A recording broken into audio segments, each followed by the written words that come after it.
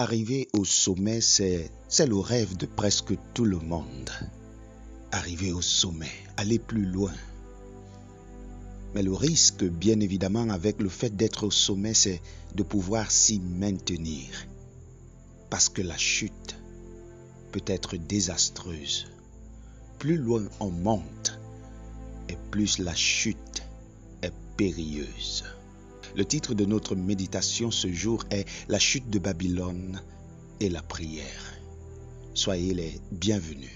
Après cela, je vis descendre du ciel un autre ange qui avait une grande autorité et la terre fut illuminée de sa gloire. Il cria d'une voix forte disant « Elle est tombée, Babylone la grande.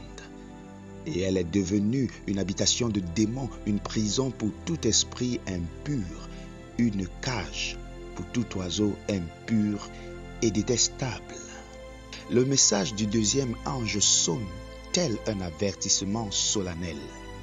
Elle est tombée, Babylone la grande.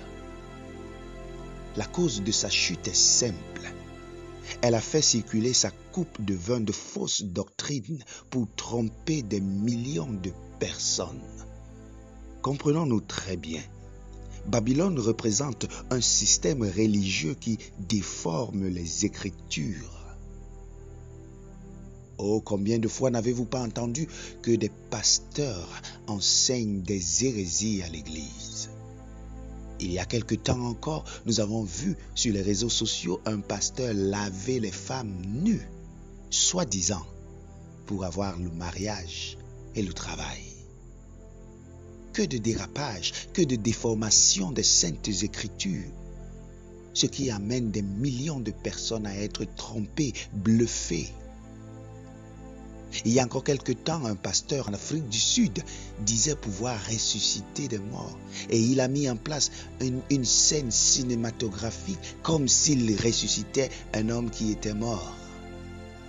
Mais sa supercherie a été dévoilée publiquement. Comme ce faux pasteur, il y en a plusieurs aujourd'hui qui trompent même ceux qui sont des élus. Mais le temps de Dieu arrive où cette Babylone spirituelle, elle aussi tombera. Parce qu'aujourd'hui, elle enivre les hommes de sa coupe de fausses doctrines. Elle courtise les grands de la terre. Elle dénature la parole de Dieu et elle exerce une pression sur l'Église, s'étant unie à l'État et au gouvernement.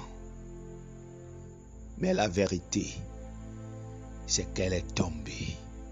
Lorsque notre Seigneur Jésus-Christ se lèvera, cette Babylone spirituelle sera vaincue pour toujours. Alors, le message de l'ange pour toi aujourd'hui est de t'appeler à être fidèle à la parole de Dieu. Tu verras beaucoup qui viendront à toi avec des paroles mielleuses.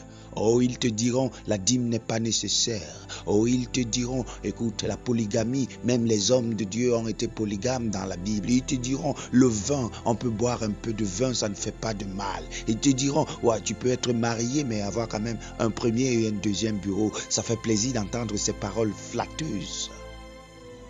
Mais ces paroles n'ont rien à voir avec la volonté de Dieu.